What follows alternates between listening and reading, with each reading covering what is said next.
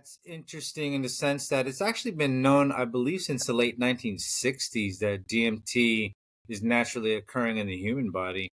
And every mammal tested for it thus far, DMT exists, and even in thousands of plants. So it's almost like a ubiquitous molecule that's found throughout the natural world.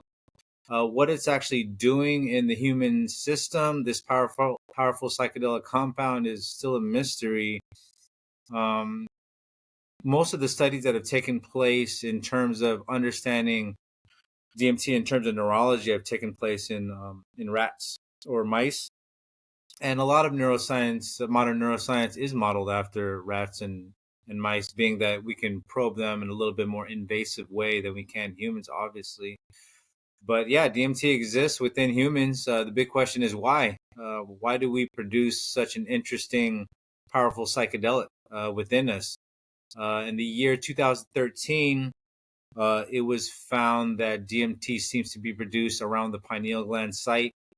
And there was a lot of memes and a lot of discussion about the pineal gland as being the source of DMT, not only in the rat brain, but also the human brain, being that the pineal gland has been, I guess, in the more esoteric texts and maybe even somewhat religious texts, have been talked about the seat of the soul or things of that nature.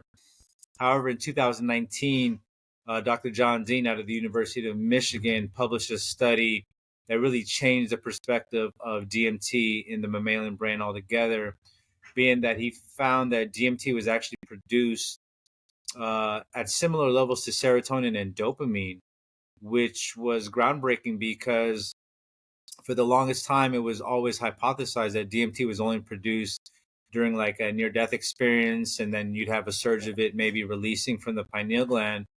But he saw that in live waking mammals that DMT seems to be produced all the time at similar levels to serotonin and dopamine. So we kind of have this psychedelic compound possibly modulating our everyday waking reality. And that even adds bigger questions, right? So you get some answers which lead to even just bigger questions about what is reality, and why do we produce DMT at such interesting levels all the time.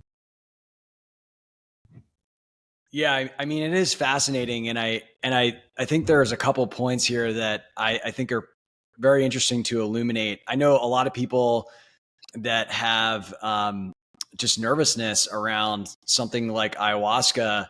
What they perhaps don't know is that the psychoactive compound that is really creates a lot of the experience is actually already inside them, which is so amazing. And in fact, there's a lot of it in us all the time. And so it's so interesting. And maybe we can segue into DMT Quest and the mission and vision for that company, or organization rather. Thank you for checking out this clip. If you want to see the full episode, you can do so by going up here. I hope you have a wonderful day.